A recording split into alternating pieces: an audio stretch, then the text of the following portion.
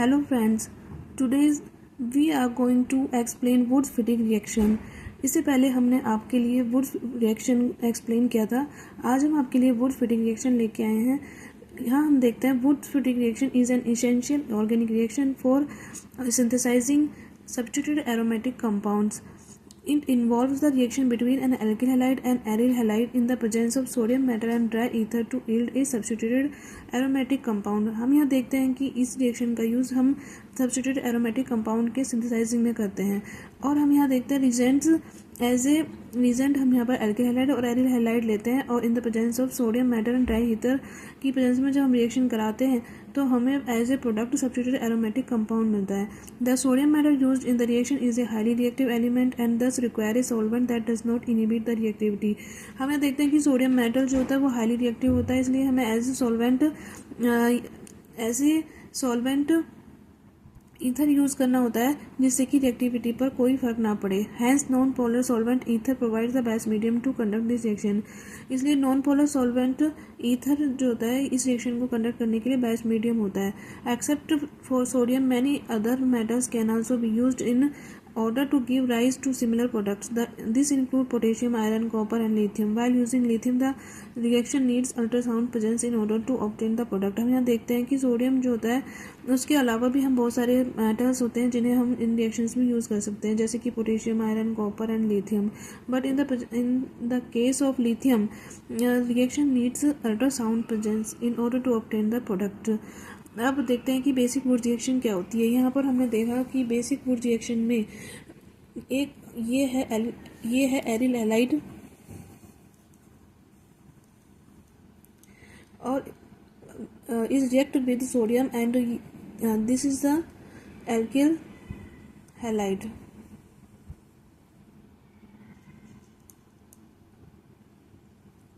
In the presence of ether जब हम reaction कराते हैं तो हमें क्या मिलता है, टोलुइन मिलता है. इसे कहते हैं हम substituted aromatic compound.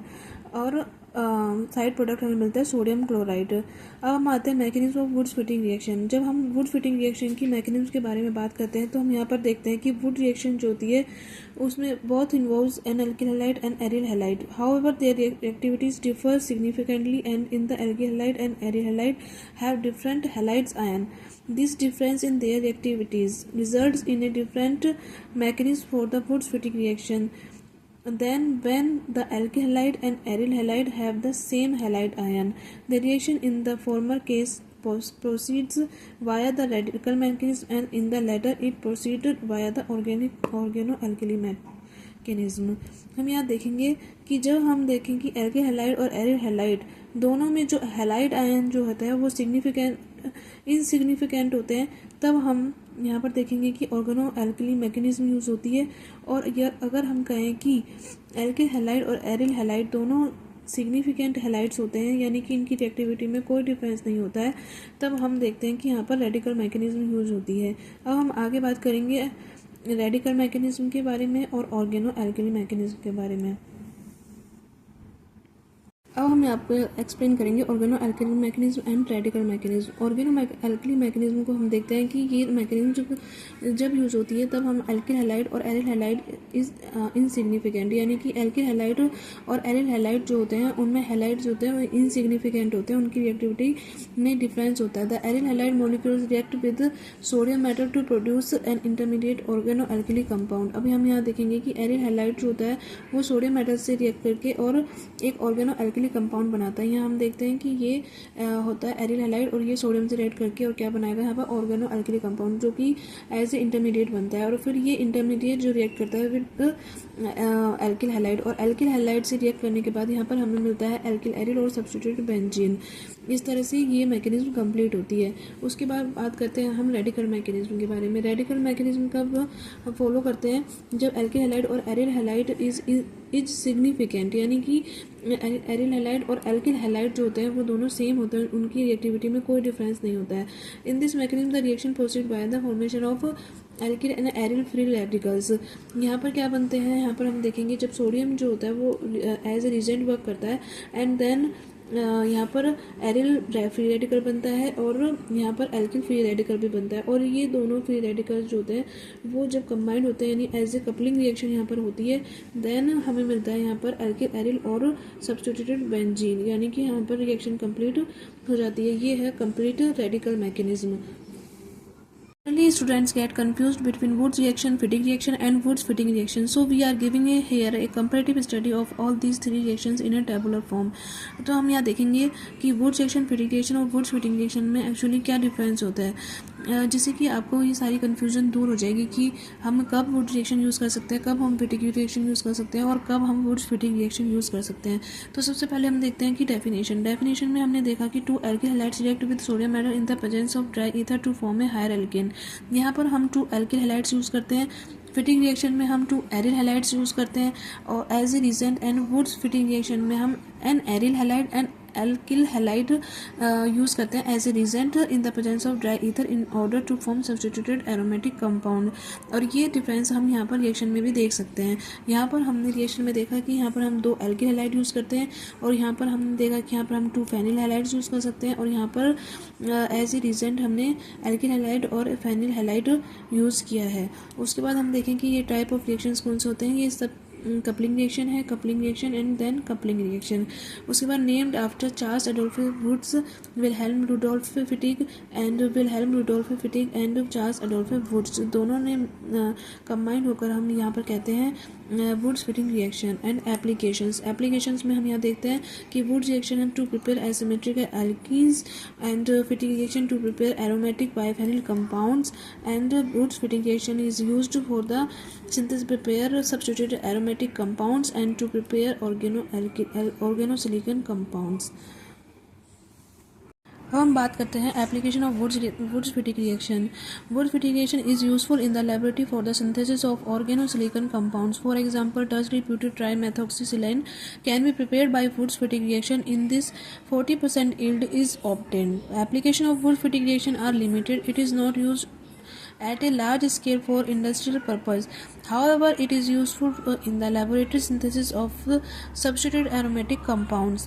The reaction doesn't have many applications. This is because of the side reaction which further undergoes rearrangement and elimination. This is one of the major limitation of this reaction, making it unsuitable for many production processes. The production of organosilicon is done using this particular reaction, although it is quite a big challenge to overcome the production in a large quantity। अब हम आते हैं practice time पे। हम देखते हैं कि practice time में हम क्वेश्चन फर्स्ट की बात करते हैं तो द वुड reaction results in the formation of an even number of carbon atom containing alkanes.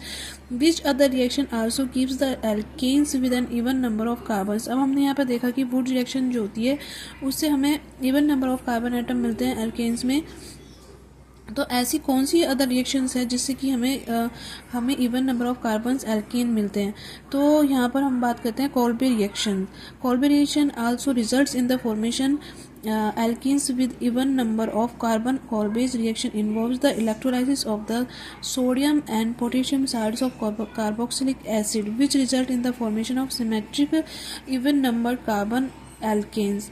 तो अब हम आगे जो रिएक्शन की बात करेंगे वो होगी कोल्बे रिएक्शन, इसलिए मैंने आपको यहाँ पर इंट्रोड्यूस कराया है कोल्बे रिएक्शन से। अब हम क्वेश्चन सेकंड की बात करें। When a mixture of one bromopropane and 2 bromopropane is reacted with sodium in the presence of ether, write the structure formula and IUPAC designation of the various alkanes produced। What is the chemical reactions name। ये question आपको खुद करना है। वैसे मैंने इसका solution आपको दे दिया है लेकिन फिर भी आपको एक बार प्रैक्टिस करके देखना है। Reaction of 1 bromopropane and 1 bromopropane gives hexane. हम यहाँ पर देखते हैं कि जब हम 1 ब्रोमोप्रोपेन और 1 ब्रोमोप्रोपेन की रिएक्शन सोडियम और ड्राई ईथर की प्रेजेंस में कराते हैं तो हमें यहाँ पर क्या मिलता है, हेक्सेन मिलता है। और एनी अदर प्रोडक्ट्स भी हमें यहाँ पर मिलते हैं। The reaction of 2 bromopropane and 2 bromopropane gives 2,3 dimethyl butane. तो हम यहाँ पर देखेंगे कि जब हम 2 ब्रोमोप्रोपेन और 2 ब्रोमोप्रोपेन की रिएक्शन सोडियम की प्रेजेंस में करवाते हैं तब हमें क्या मिलता है, यहाँ पर 2,3 डाइमेथिल ब्यूटेन मिलता है। और जब हम रिएक्शन कराते हैं 1 ब्रोमोप्रोपेन एंड 2 ब्रोमोप्रोपेन के बीच में तो हमें यहाँ पर क्या मिलेगा, 2 मेथिल पेंटेन। तो हम यहाँ पर देखा कि जब हम अनसिमेट्रिकल एल्केन्स की रिएक्शन कराते हैं तो हमें डिफरेंट प्रोडक्ट्स यहाँ पर मिलते हैं। और अब ये रिएक्शन की जो हम करवाई है वो उसे हम बोलते हैं वुड्स रिएक्शन। अब आप क्वेश्चन थर्ड है जो कि ये है आपके लिए, sodium dry ether is used in which of the following reaction. तो हम इसका आंसर आप मुझे कमेंट बॉक्स में दे सकते हैं। और फिर भी अगर आपको कुछ समझ ना आए या एक्सप्लेनेशन में आपको कोई प्रॉब्लम हो तो आप मुझे कमेंट बॉक्स में लिख कर दे सकते हैं। और any reaction which you want to the explanation then please comment me in the comment box and like and share the videos, जिससे कि मुझे और वीडियोज़ मैं आपके लिए बना सकूं। Thank you very much.